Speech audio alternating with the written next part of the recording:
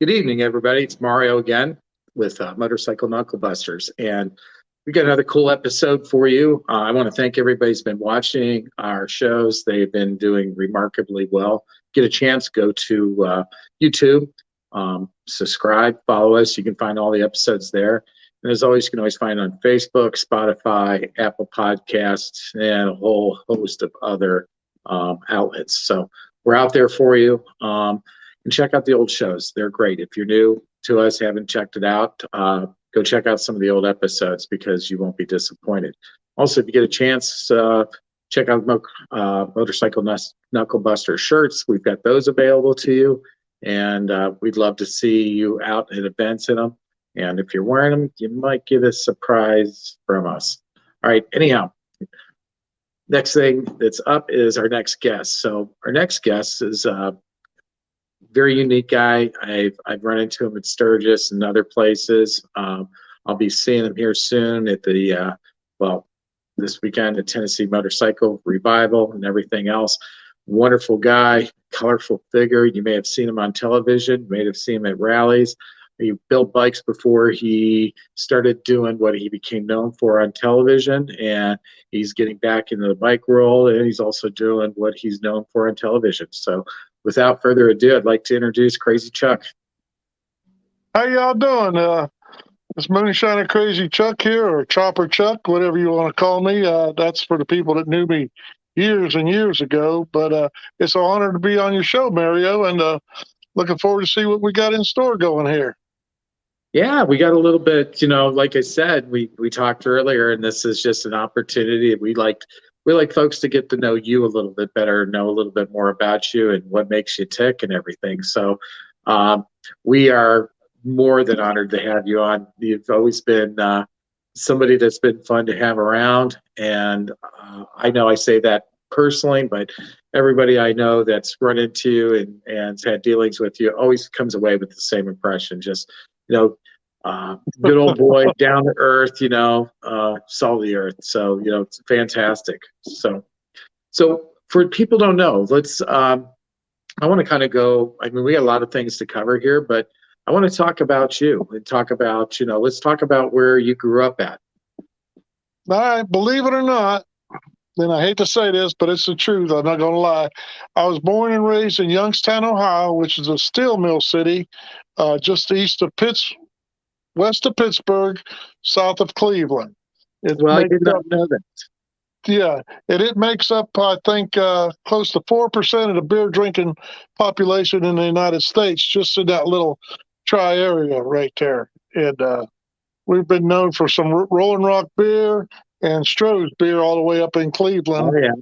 And so I drank a lot of beer when I was a young boy. And so we're in Youngstown. Where in Youngstown? On the lower west side of Youngstown, I grew up. They called us from the other side of the tracks, is what the people in the high school called us. So I grew up in Andover.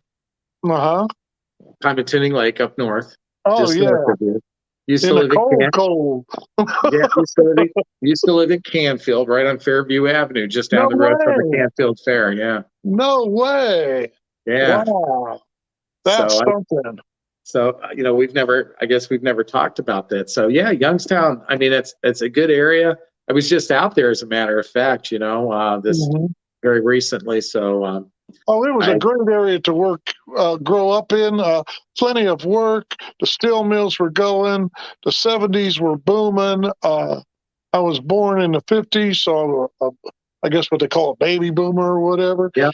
And life was really, really, really good up there, and the wages were good, and everything just it was a great place to grow up.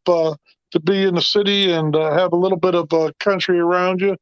And it was a really good place. We had a really good band that came out of Youngstown called Glass Harp. Oh, my God. Do you know Phil that? Kagi. Yeah, with Phil Kagi. Oh, my God. Yeah. Oh, I've seen him many a time now.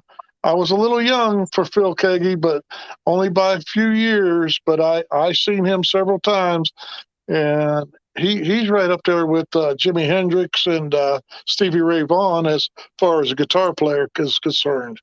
Oh yeah, and a lot of people don't know who he is. I mean, if you get a Right. chance, I tell people go check out YouTube, check out some of his stuff.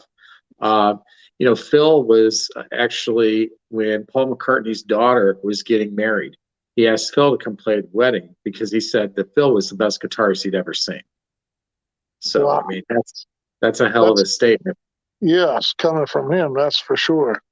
Yeah, I And think there's the one. So they used to play Mill Creek Park. They yes, did a oh couple of yeah. shows, and he's done some stuff since then. But yeah, there And, was uh there was a couple of good bands. You remember a band called Left End that came out of oh, Youngstown? you take the words right out of my mouth. Yeah, yeah, yeah. Cold Turkey's Got Me on the Run was one of their Yeah, best songs.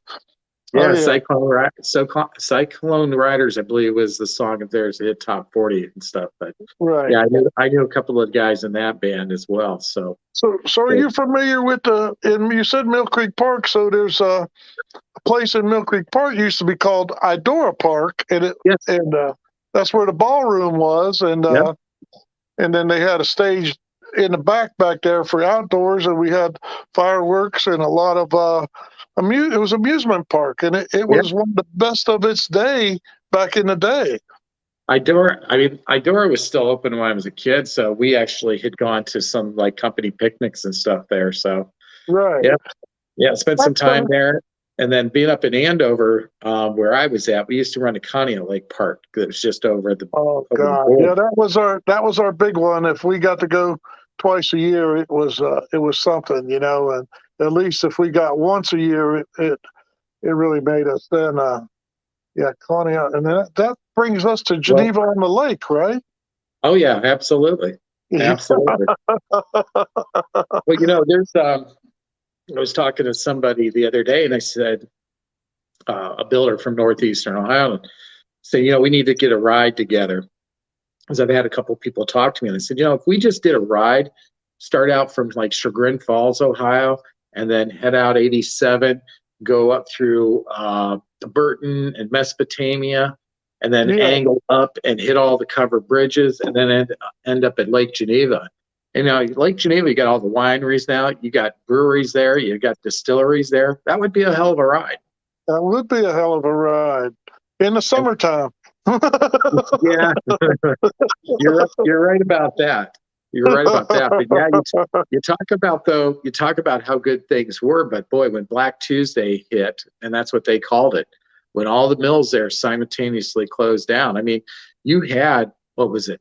Almost 1/3 of the workforce from like Youngstown, Struthers, Austintown, and everybody just Right, lose their jobs.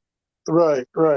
And then that eventually uh, forced me to move south to seek work. And once I moved south, I got in with these southern people, and the first thing I fell into was how to make moonshine. And believe it or not, this little story I'm going to tell you is I got in with this body shop and I started making moonshine with this guy, and they taught me. And he said, "Hey, Chuck, we got 30, 40 gallons here.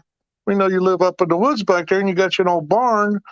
You care if we stored some of that up in there?" I said, "Well, I'm new to you. Don't nobody know who I am or nothing." So we stored all this liquor up in my barn. They said, "Well, we'll be by Sunday morning to pick it up." And lo and behold, Sunday morning I'm out there and I'm making sure everything's okay and all that. And here comes 3 police cars pulling up in my driveway. And naturally, I took off for the hills. I thought I've been ratted on or snitched out or something. So I run and hide in the woods, and they all come out in their sheriff clothing, and they get on the bullhorn and say, "Chuck, you come on out. It's me, the We're here to sheriff. pick it up. Yeah, we're here to pick it up." And I couldn't believe my eyes because I never met the sheriff before. And and so the guy that I worked with, he finally come out of the back. He was a deputy sheriff, and he said it was okay. And I still was scared to come out of the woods. And I told him, I said, "Well, you guys go ahead, go in the barn and take what you want." Right. And finally, I came out, and that was my introduction to the South. And Yeah. So now, what so what a way to what a way to transport it, you know? So how long ago was that? That was probably, okay, I'll let you do the math. Let's say 1981, All right. 1980. So that was Yeah. 41 years ago. Yeah. So, Yeah. all I right. usually So now, stick so on, where did you move from Youngstown? So I know you went to the South, but we're in the South. uh, let's just say, about 30 miles east of Asheville, a little town called Chimney Rock and Lake Lure is our biggest towns, but we're pretty much still in the woods away from there. But Yeah. that's the That's a, closest landmark, you know. And we're yeah, not far from the South Carolina line either. no, you're right there. That's a beautiful area. I love that area. Oh yeah, they So, call it God's country, and I fell in love with it in, like I said, in 1980 or so. And I left for a little bit and came back, and then I decided to make this my home, and I've been here ever since. I think okay. I think I first came down in '79, and I just went home for a little bit. But as soon as I went back to Youngstown, it was like that song. I think Missy Hines and the Pretender. My city was Yeah. gone, you know. Yeah. And Yeah. She was from Akron. So she was actually kind of singing about the area. yes, so I came back, and I've been here ever since, and I love it. It's God's country. And I just kind of do things my own way, and I love it. And went to work in the local mills for a long time, and then once I got into this Moonshiner show in 2017, it's been wide open ever since. Sure. So Hmm. now you were saying, I mean, so you were chopper chuck for a while. So Right. you were building bikes before you really, I mean, you were doing moonshine, but you earned a reputation first and foremost with motorcycles, correct? Yes. Yes. Yes. Yeah. Yeah. I built a '69 Sportster chopper, and I molded the frame, and dolled it up and made it really sleek, and took it to the shows, and won a lot of trophies and stuff with it. But um, as time went on, that was my daily, turned out to be my daily driver. And then when you ride a hardtail every day, it takes the show edge off of it. You know what I'm saying? Right. And but I rode it every day, and then riding a hardtail through the mountains that's got a 20-foot girder on it. I mean, 20 over girder. It makes you a special person, you know. And kickstart only, which is kind of unheard of anymore. And Right. so I just went on from there and just started building different bikes from there. The only problem I had was I wasn't buying and selling; I was buying and keeping.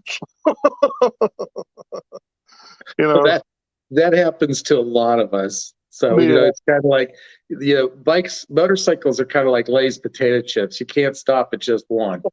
I know, I know. I have sold some that were newer models that I just couldn't. When you look at a bike and you look at its personality and you get to know it, if you can't see a vision in it, then you might as well let it go and find something else that you could build off of. And that's Sure. kind of how I do my stuff.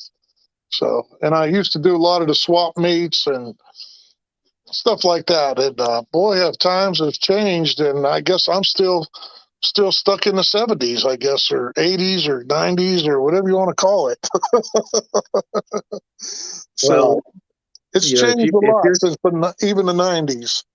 if you're stuck in the 70s, 80s with the stuff you have, then you're going to become a very desirable destination with all the things you have. Because I'm seeing more and more of a push to go back to the heyday of especially choppers or Right, bobbers and stuff like that. Guys are really, that's where they want to go. That's what they remember. They either remember it because they had it, or they're wanting to do it because their dad had it. right. So I see that There's happening. one sitting right behind me, and I'm not sure how to maneuver the camera just right. It's my newest project. We started this bike 23 years ago, and the boy never would sell it to me, and I quit working on it. And it's exactly the same way that we parked it. And he said, "Here, you need this bag of oil." And I remember going to the Harley shop and buying the oil for it so we could finish this up and fire it up. And it still had the receipt in it from when we bought the oil. And I'm like, God almighty. And I could try to move the camera around, but it's hard to do backwards. I don't know if I could do the flip or not. But let's see. Shoot, I can't see me. And then, No, we're picking up some of it. Yeah. is that the seat right there? Yep. Okay. Yeah, I don't know. There's a greater front end, so I can't see, but it's a cool little chopper project, and that's going to be my next one. And well, if I get my 69 up and running too, it's been on the lift for 4 years, and I took the motor apart, and here I was freshening everything up, and then I got stuck. Josh called me. Josh Owens from the Moonshiners called me to be on Moonshiners, and it's still on the lift out in my shop. I'm actually sitting out in my shop. I was hoping to be able to show a little bit of it, but I'm not sure if I can flip the camera around or not. So we're good. It's good. Well, there's Yeah. a couple people. If you need some help or need some advice, I know you know some people, but I know some folks as well. So we can definitely get you in front of, hook you up with a couple people for conversation and learn a little bit more. Yeah. So all right. Something else I wanted to tell you all about. And this is a big part of my life. I'm pretty much an outlaw all my life, but not per se an outlaw club or anything like that. But the more that I lived in the South, and the more that I've turned my life over to God, and not a preacher or anything like that, but the more blessings I receive every day is unreal. And if you just keep the faith and let's put it like this, just keep a positive attitude, be happy, try not to make any enemies, try to understand where the other person is coming from, and love one another. God will bless you because He likes good things, and by God, I'm living proof of it. And I just want to throw that out there, Mario, to let everybody know that if you stay positive, you and focus on what you want to get done, you can do it. Charles, I'll hallelujah that every day, because those are words to live by, and I couldn't agree with you more. Thank you. Yeah. So let's pop up a couple pictures and talk about some things here. So I recognize the guy on the left. Oh shit! So tell me about who you with there. That's my son. Okay, that's what I thought. So tell us about your boy. Okay, great. Okay, so let's pop up a few pictures here. And so who's this? That's my son. That's my son right there. And his name is Charles also. And I just left him. I bought him a riding lawnmower today, but that was back pretty far back. I look at my long hair, and my beard was really dark still. Yeah, you had a little bit more color in the beard there. So yeah. So teaching them moonshining or building bikes? No. So no, my son, he's in the business. He's a manager for a big country club. Just got married. I just bought him a riding lawnmower today so he could cut his grass. He's not into anything that I'm into. I got him a little Ninja one time, and he rode that for about 6 months. And before that, he was on a moped scooter, and he really liked it. But as he got older, he's they talk about my own son, but he's a yuppie. Okay, I get it. Yeah, and he's a real good boy, and I'm really, really proud of him. And so I got three of my own, and they're not quite the same as me, but I'm proud of them because they're all doing well. So it sounds like he's doing well. So let's roll to the next picture. Okay. And now That's who's my this? daughter. All right. So tell Yeah, us about her. her name is Charlotte, and Charlotte. yeah, she is. She likes to ride motorcycles. So she rides on the back with me, and she likes to wear her leathers, and she likes to wear her boots and bandanas and all that. And she's a real colorful girl, and she just got married about 2 years ago, and Okay. she's a hard worker, and she's into what they call cosplay or anime con or something. Yeah. She makes all her own. She makes all her own costumes and everything. And now I've got her embroidering for me, and it's really cool, you know. And That so is she's cool. the closest one to being a biker that I have. All right. So, any grandkids yet? No, no grandkids. Okay. Well, you'll have to have a talk with them. Tell them they need to get working on that, right? Yeah, because somebody got to take all this stuff. There you go. I, There you go. yeah. That's awesome. So, I have another daughter. You probably didn't find a picture of her, and but her birthday's tomorrow. She'll be 33 years old, and okay. if anything, at a young age, 5 or 6, she rode on my chopper with me everywhere I went, and I thought for sure she was going to be the one to follow in my footsteps, but she's got a big management job with Hilton Motels, and she's down in Charlotte, and she likes the upbeat city life, and she follows the Hornets and the Panthers and all them down there in Charlotte, you know. So Okay. But so she's living her life, and that's what you've done, and that's what we right, want for our kids, right? right, exactly. Yeah. So it's all good. Yeah, it's good to hear. Hmm. So you have a Charlotte, and you got one in Charlotte. So that's it. Right. That's I Yeah, love that's it. So the Queen City. Yes. absolutely. So Yeah. let's roll into another picture here. So see, Moonshiners, Crazy Chuck. It's my time to shine. Now, who came up with that tagline? Was that you? That's me. So when I got on TV, I'm a big wrestling fan, and I got to thinking, well, what's going to be my logo? What's going to be my forte? And I thought, well, I'm going to be on TV, and I'm shining, so it's my time to shine. And when I made my first T-shirts, it just said "My Time to Shine" on it. And so if you bought a T-shirt from me, and you was wearing it was your time to shine, and I thought that was pretty cool, and people still like it to this day. So it stood the test of time so far. Yeah, I really like that, and um, I like to play on the words. Not just where it's you, where it concerns you, but Right. you just bringing up my time to shine, and other people being able to embody that. I love that. That's really cool. Yeah. So very cool So stuff.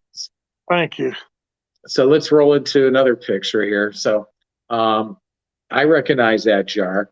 I Hmm. don't know, so I know you were doing a tour a little while ago with ABC Liquors promoting, Yeah. weren't you? Okay. Yes. And you've got how often are you traveling to promote the sales and everything and doing VIP appearances?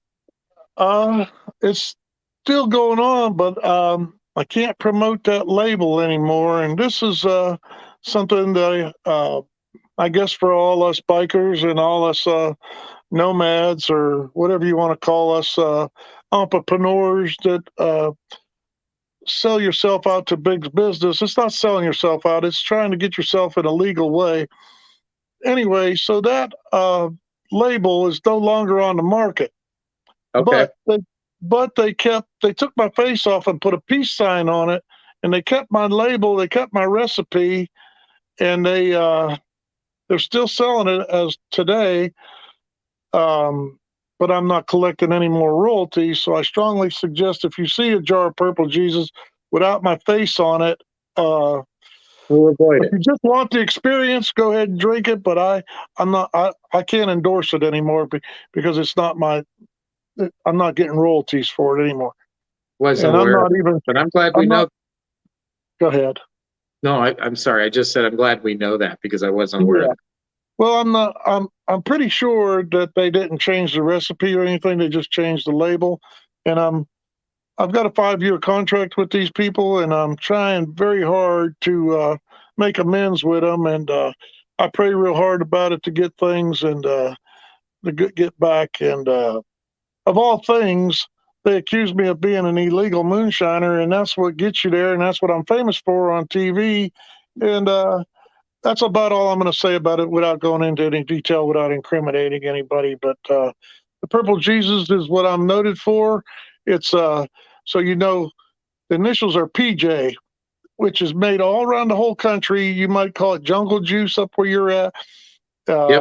Some people call it hunch punch. There's a million names for it, trash can gin, whatever. Yeah. But anyway, in your high school days, your college days, you put a bunch of fruit in it, whatever you could put it in, a cooler, a bathtub, whatever, whatever you got. Yep. And you put all your fruit in, you put your grain alcohol in, and then you put your Kool-Aid in or whatever, your grape juice or whatever turned you on, sangria, wine. And then you had a big party punch, and that's what it's based off of. Yeah, I remember the girls in high school. They would people would dump all the fruit in there, and the girls like to get the cups, and they'd eat the fruit, and that's where they got their buzz. Oh my God, it's an unreal buzz with that Everclear, and it's drinkable. Mine, I brought it down to 64 proof where we could all drink it and still get a buzz, and put the put the tie dye on it, which I'm famous for on the show and everything, and uh, so it's a real good seller, and hope to get it back and maybe come back with another distillery or something like that, and bring that part back. That'd be wonderful. So we're all rooting for you, that's for sure. So Right. let's roll into another picture here. Oh, So oh my God, that right there. It was Daytona Beach.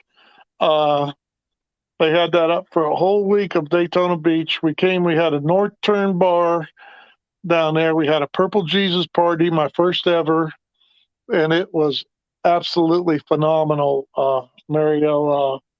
The people that turned out, the number of jars we sold. Uh, it, and that's one of my, I don't want to call them accomplishments anymore. I want to call them blessings.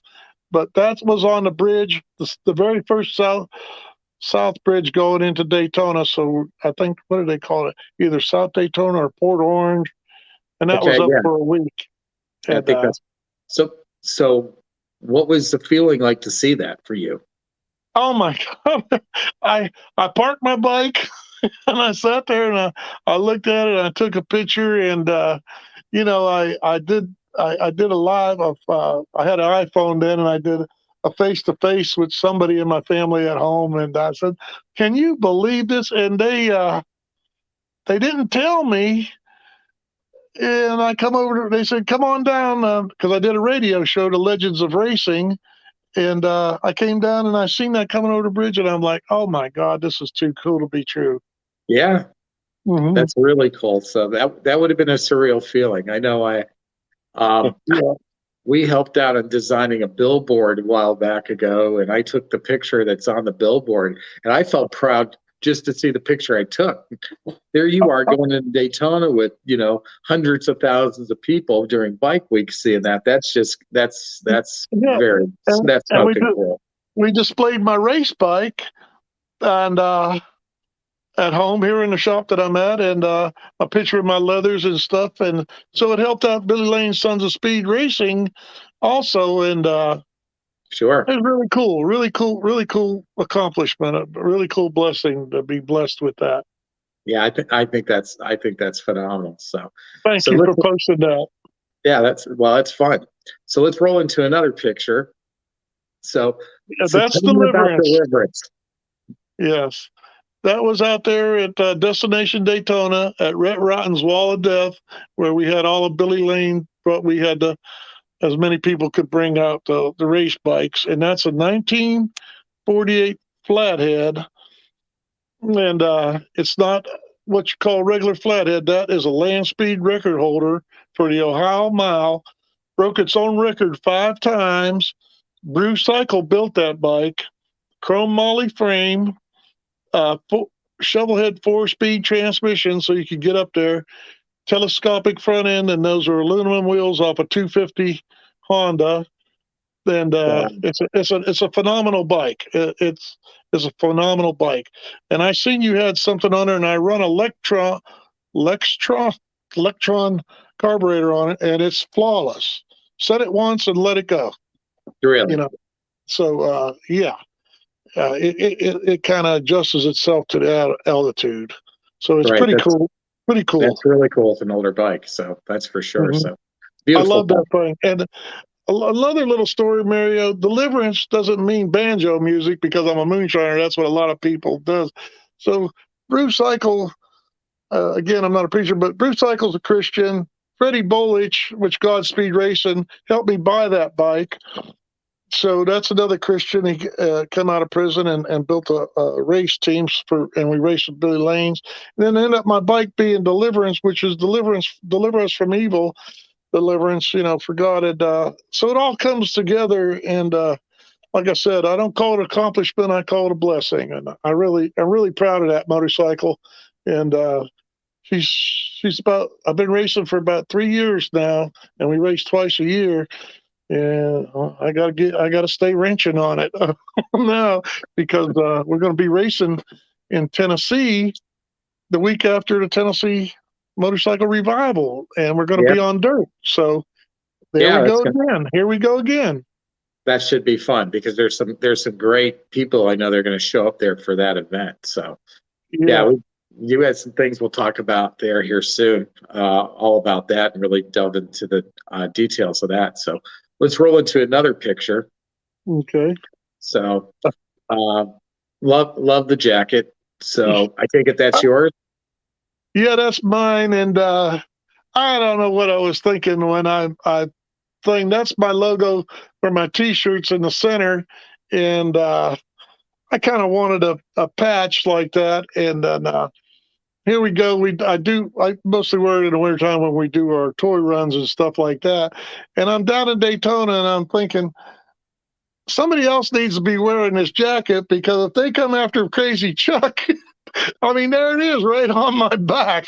So I'm going to make a line of jackets where everybody can get a Crazy Chuck jacket, and you can be part of the club, and I'll never know who Crazy Chuck is. There you go. Well, that's going to work. You got to add the MC patch on there then. Oh, no. No, not going that far, are you? No. I forget what my one buddy said. Let's see, MS Moonshine. There you go. that would work too. Yeah. So yeah, I just saw the jacket, thought that was very cool and everything. So I wanted to share that with folks. So okay, everybody. So now you've seen this. So if you see the jacket right now until he gets them out there, that's Crazy Chuck. So go track him down. We just outed you. So, all right, let's roll into another picture. So, talked about Sons of Speed. All right. This is going to be our race, our not our first race on dirt, but this is going to a first kind of official race on dirt that's kind of sponsored and sanctioned and everything. We played around a little bit out in Sturgis out there, and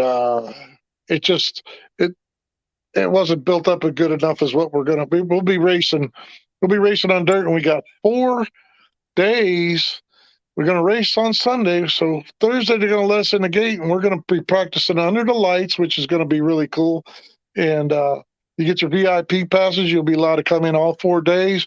There's dry camping in there, and they're planning I don't know if it's a poker run or some kind of ride, probably a benefit ride that we're going to do Saturday morning. And I'm looking for a real good time. So I'll probably be in Tennessee from the 18th on to past Memorial Day. Okay. Yeah. So that's going to be a good little stretch. Yes. Okay. So let's roll into this. So a couple action photos here. Mm-hmm. So, now, are you in this one? That's me in front, and that's Billy. But that's not Billy Lane, but he's got Billy Lane's helmet on, and that's the guy that we call Little Chicago. And I was actually passing him around the curve and there, and that might be Billy's picture, or it might be Jim Dome's picture, or somebody that posted on Instagram. And yeah, one thing about Deliverance, I could put that bike anywhere I want on the track. Here's the thing: the bike is faster than the driver. Right. Well, the thing is, Sometimes, it's a mental thing. You don't have no brakes, so you rely on the reverberation of the motor going in. You're coming down this front straightaway, 80, 90 mile an hour, and you go into this bank curve. Uh, the young boys and the ones with bigger kahunas, they hold it wide open and they come around that curve and they leave you. I let off before I get in, and then I accelerate going halfway through it. But that just a little bit of say 0.2 of a second, you're gone. They're gone. yeah, You know. like, makes all And the then, difference. yeah, and I could reel them back in on a straightaway. It's really hard to pass, but I'm gonna see what we could do on dirt, because I could run the short track on the dirt way down on the inside, and the shortest way around the track is the quickest way, and we'll see what happens there. And so I'll give the guys a run for their money. Absolutely. So Mhm. now, did you go? Did you run down in Daytona? Yes, I've been running 3 years down at Daytona at New Smyrna Speedway, the big half Okay. mile. It's 33 and a third banking.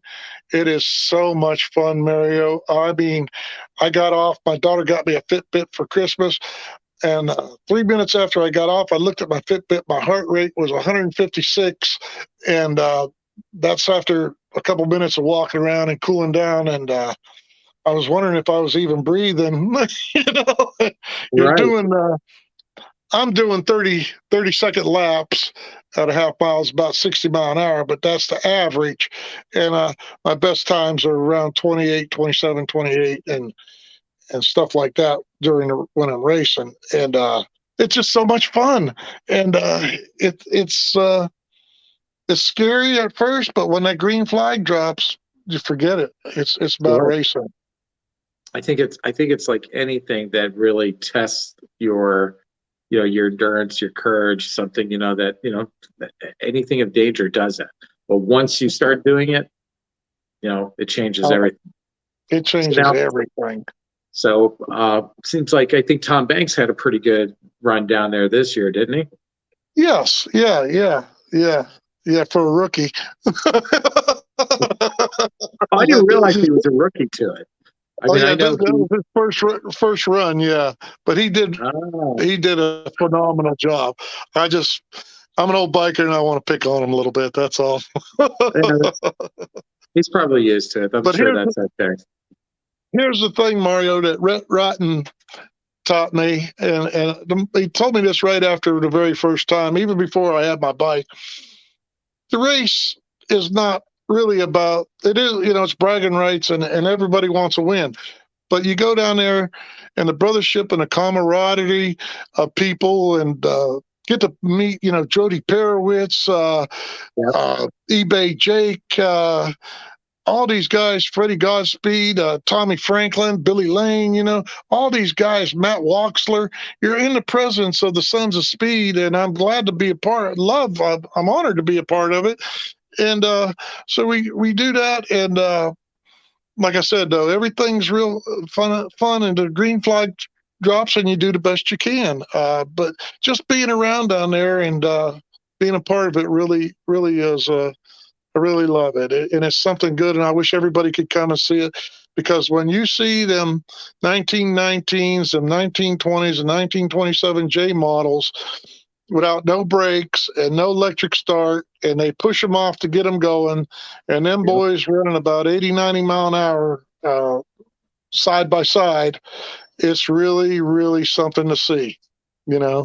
And Like, and I think we need to hit on something. The folks in the public, you go see Sons of Speed. All right, see it in Daytona. Hopefully, folks are going to make it to Tennessee, because Billy Lane does a phenomenal job with this. All right, and you see the bikes, you see the racers, but man, let's talk about the teams. Let's talk about the preparation. Let's talk about all the hard work that goes into keeping these things going.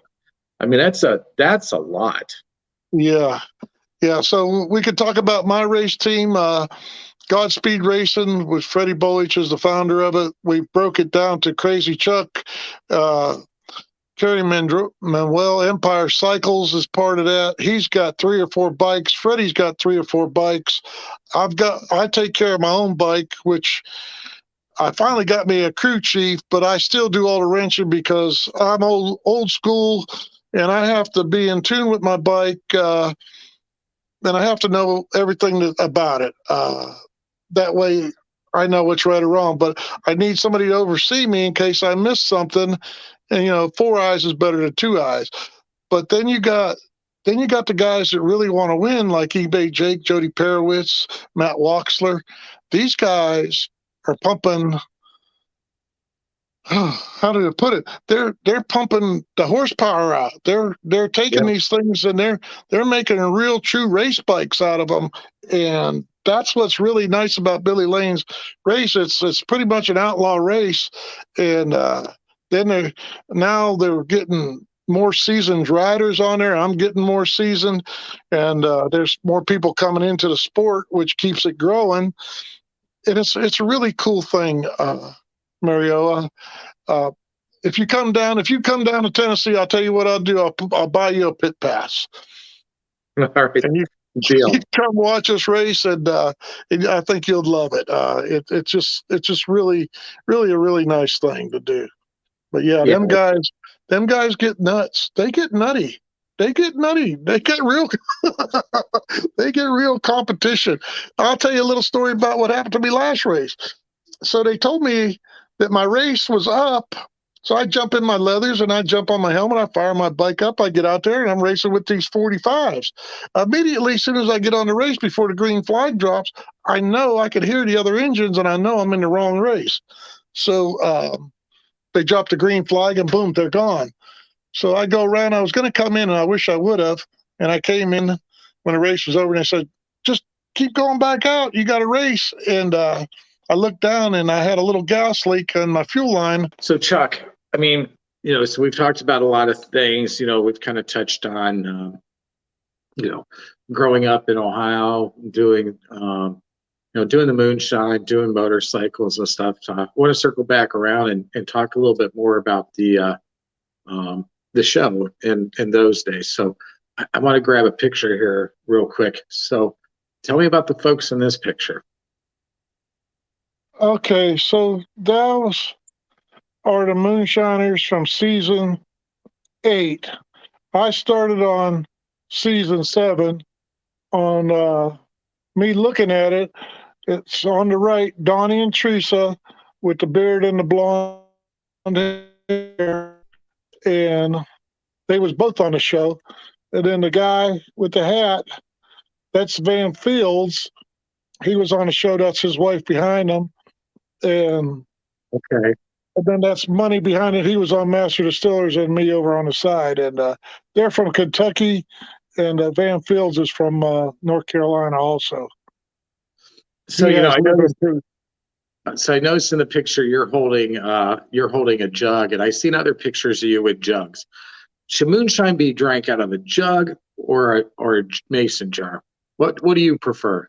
I prefer the jug, but a mason jar will work. The jugs are more or less taking it to a party and then pouring it out.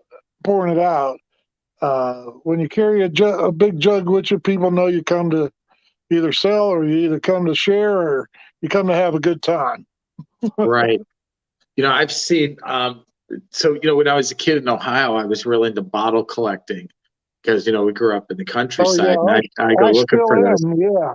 Yeah, I still am too. I love them old bottles, and I like them old homesteads and digging and finding, because you never know what you're going to find. Right. But the old, some of the Moonshine jugs and the way they decorated those things, man, that's like a whole, other art form itself, isn't it? It is, and the way you could tell if somebody's experienced the way they hold a jug or the way they drink out of it. I wish I had one to show you.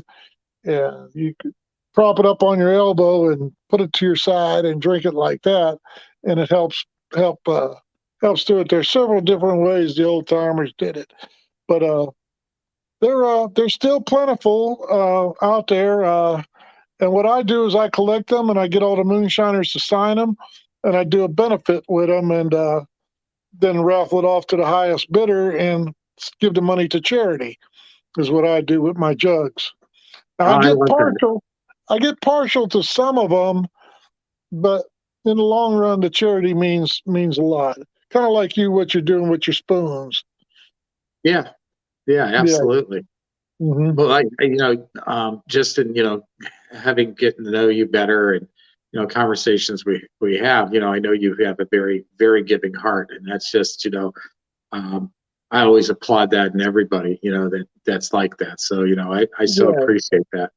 So Well, we've got Jesus another, said to be a giver, you got to give to receive. absolutely. It took me a long time to learn that, but it applies really, really good.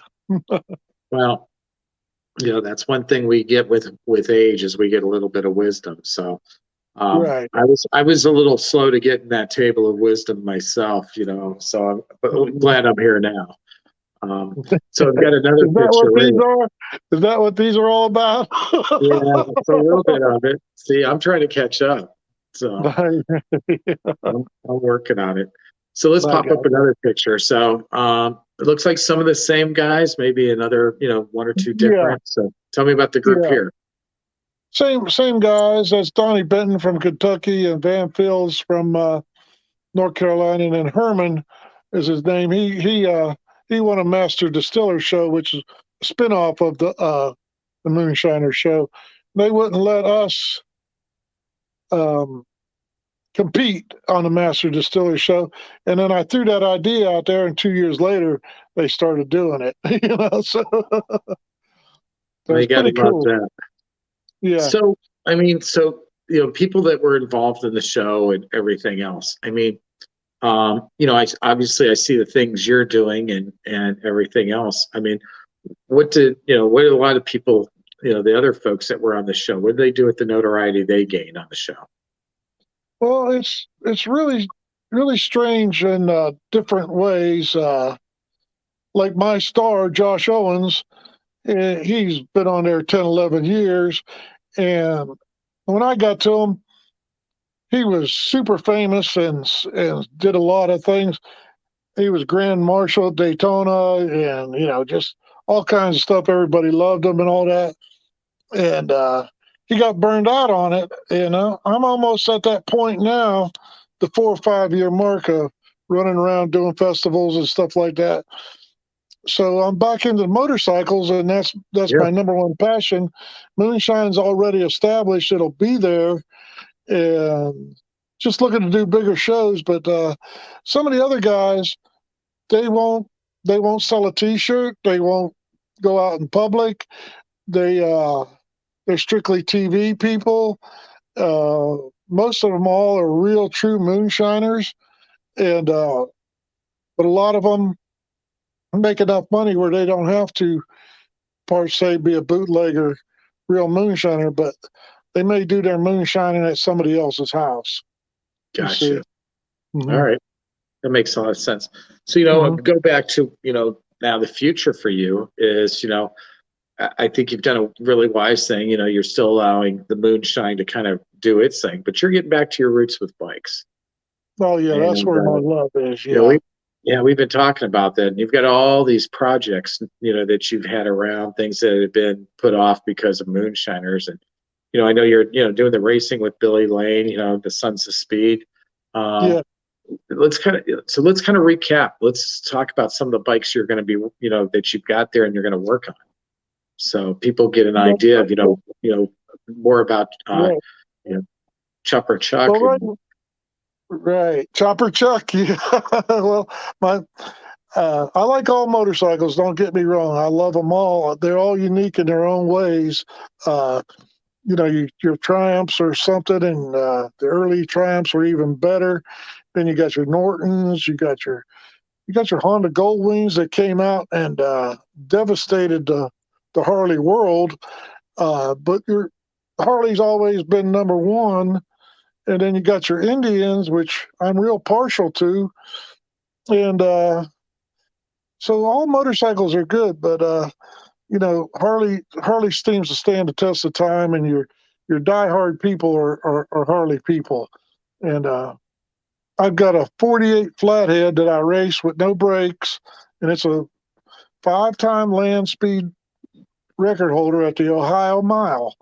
And I'm really proud of that. Bruce Cycle built it. And I raced it on Billy Lane's half mile. I'm actually had to gear the bike down so I could run a half mile instead of a mile, because it's tall legged and long winded, and you have to go a little faster in a short amount of time.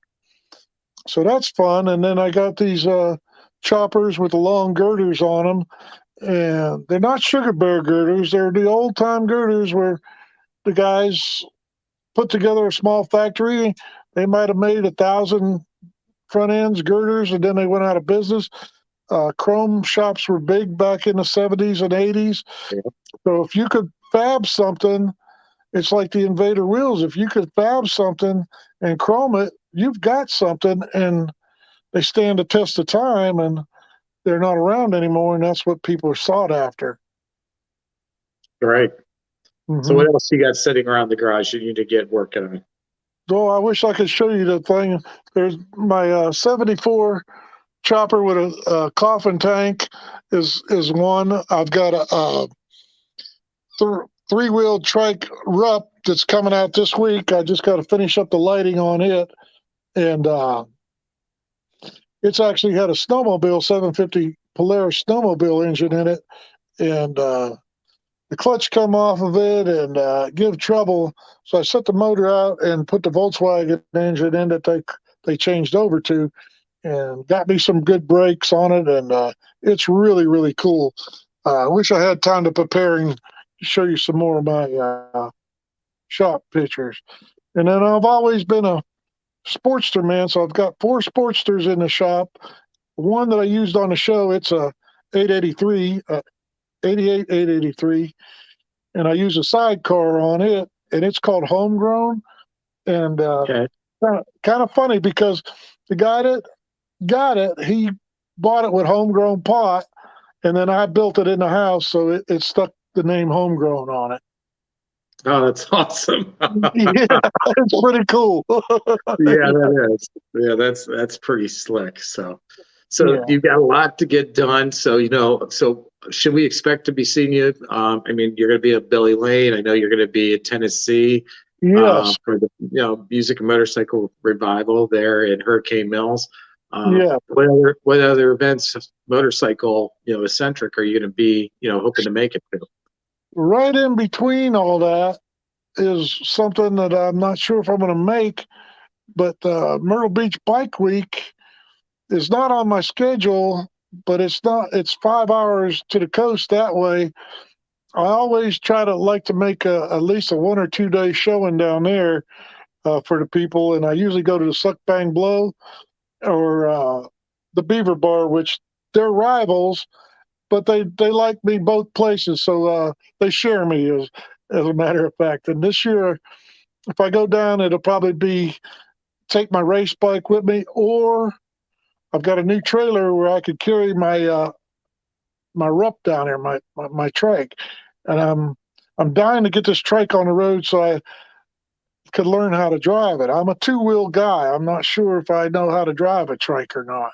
And it's got a little tiny chopper front end on it, and I gotta get used to it. You got it braking distance are going to be different, and You're not putting your power. feet down and stuff like that, little things like that. That just seems, yeah, it's a bit of a change. Yeah. Oh, yeah. I don't think you put your feet down on this one. You got your clutch and it's enclosed. Yeah, And that's nice. but it's got ape hangers on it, and I got to adjust that because I'm long armed, and we'll figure it out. It's going to be fun. It's going to be. I like the different stuff. You could pull up to a brand new Road King and somebody say, "Oh, that's nice," and then they'll look at something like the Rupp and say, "Damn, where'd that come from?" So it's all good. You said you said you're long armed, so I guess maybe that's a good trait for a moonshiner, so you can pass the jug, huh? You got that extra reach. You know what I tell them now, Mario? I tell them keep the plug in the jug. Because a lot of guys they get out there too fast and too quick, you know. Oh yeah, Yeah. oh yeah. It's I high believe proof. that. It'll get you going. You probably run your motorcycle off of it if you wanted to. Oh yeah, yeah. I'm Yeah. sure there's a couple bikes, quite a few that'll run off that stuff. So, Hmm. so, um, so we're kind of getting to the end of things. So we have a tradition that we started. We asked 3 questions of all of our guests, and Okay. so they're easy questions, and there's no wrong answers. But we'd love to hear the answers. So, you ready for a couple of questions here? Yeah. Okay. Oh, yeah. As long First as they don't question. incriminate me. No, no, no, no, no. We're not. We're not. No, we're not. We're not going to get you in any Yeah, trouble. the last guy that interviewed me said, "Have you ever made moonshine?" And I'm like, "Okay." I don't Yeah, want to admit it, but we're not. yes. Yeah, we're not about all that. So Yeah. the first question is if you could ride with anybody, past or present. All right, go on a ride with them. Who would that be? Steve McQueen. That's a good answer. Yes, Steve McQueen. He is a biker hero. I don't know if many people know it, but he had a nice little motorcycle collection, and Yeah, huge collection. I guess he had a huge collection. He was always my hero, and I guess I didn't give that much thought because that was the first person that I always think about. Man, wouldn't it be cool to ride with him? Yep. Yeah, that And came off the tongue awfully fast. So yeah, we know that was a sincere answer right there. So, good answer. All right. yeah, So second question we have for you. If you could own any bike, what bike would you like to own? I guess I'm sentimental or whatever. I know, but now that you say any bike, I know, but it would have to be, and I'm going to build one day. It'd have to be a Easy Rider bike. Okay. Peter Fonda's bike, Easy Rider, the chopper with the American flags and the fishtail pipes coming up, and Yeah, the the old King Queen Captain seat. America bike. Yeah, Yeah. Yeah. As a matter of fact, Ben Hardy's he's getting inducted to the Hall of Fame this year. is So that right? yeah, we lost him, but he will be inducted this year. His family be there and be honored. So it's a well deserved and overdue honor. That's for sure. Hmm. So very, very cool.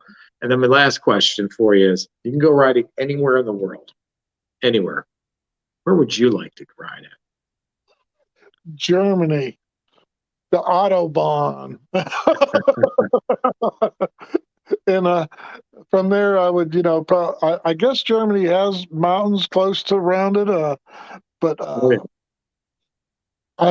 I like speed. I would have to have a whole different bike though, but that comes to me the very first thing. But my second guess, which would be closer to a reality, would be California, to ride up the coast of California, up into Oregon and stuff to see what the West Coast has to offer. I've Yeah, the been there just PCH is one time. Yeah. PCH is beautiful. Yeah, that's a beautiful ride. So Hmm. um, yeah, those are some good picks. So Yeah. I love the Germany. I think that's the Alps, Europe, Germany. That's on a Yes. lot of folks' bucket list. That's a good pick. Right. Right.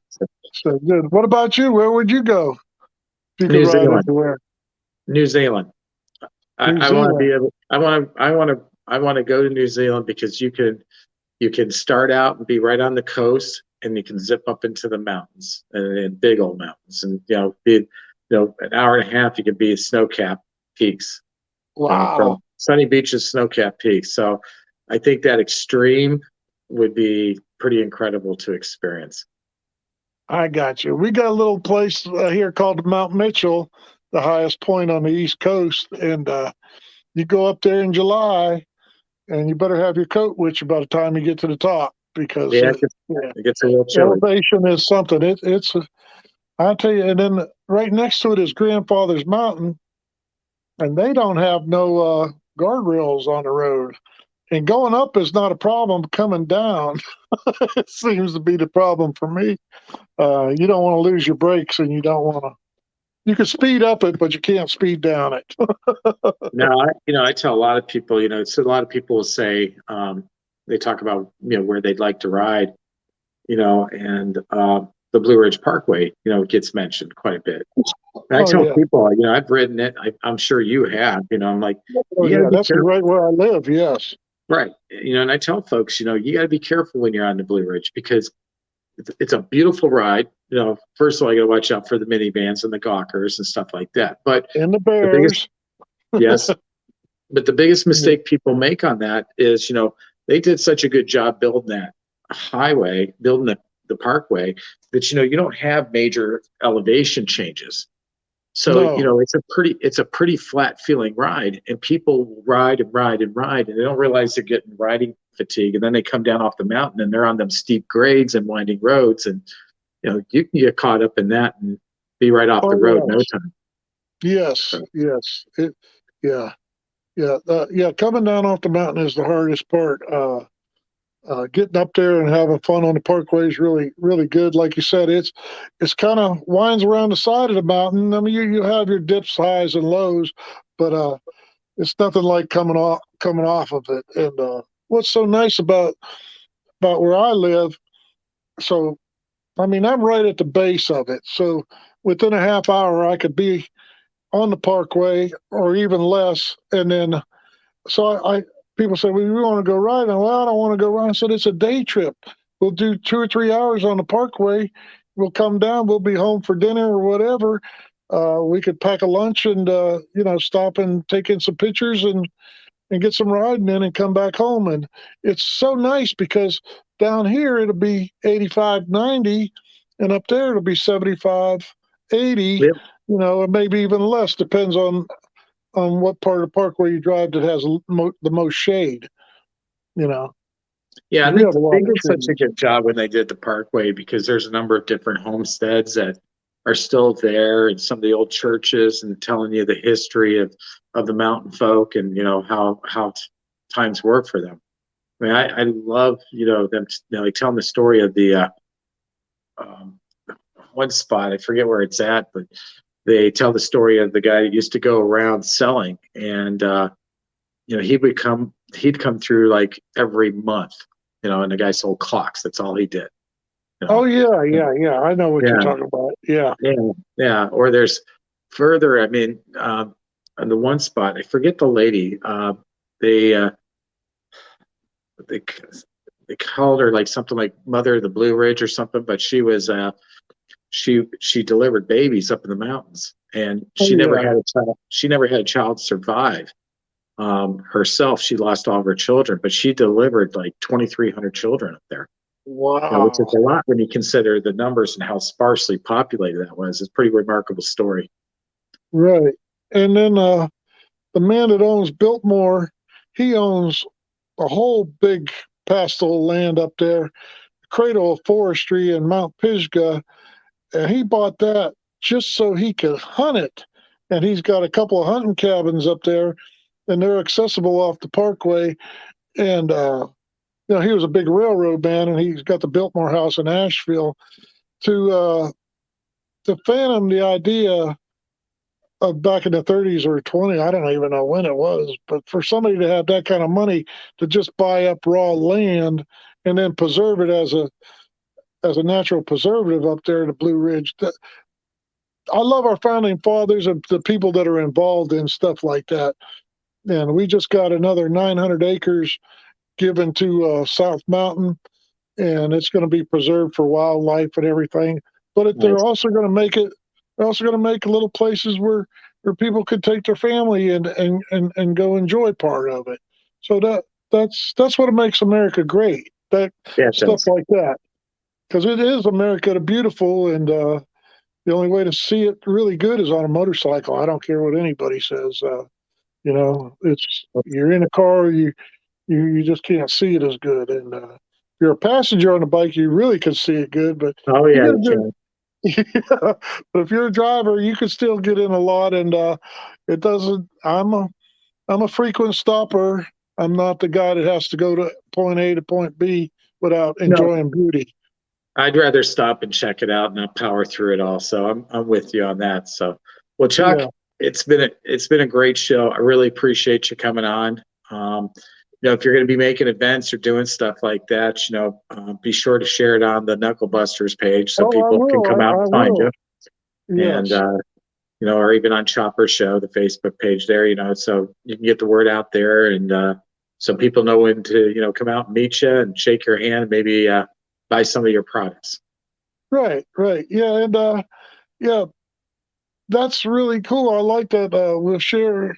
I'll share stuff that you have a share button on, and I could learn. And this is just a really great opportunity you get presented to me, Mario. And I'm looking to become lifelong friends with you, and can't wait to meet you in person up there at Loretta Lynn Ranch. And maybe I'll even have a sneak peek chopper up there, or at least maybe I'm planning on bringing my race bike. So that's something in itself to see. Maybe I could lose 30 pounds before the end of the month, and I could go a little faster. Well, at least this time when we see each other, the last times, we barely knew each other. We feel like, fast friends. So I'm looking forward to it. Most definitely, most definitely. All right, Thank you folks. for having me on the show. Thank you. All right, everybody. You all have a good evening. Thank you. Bye bye.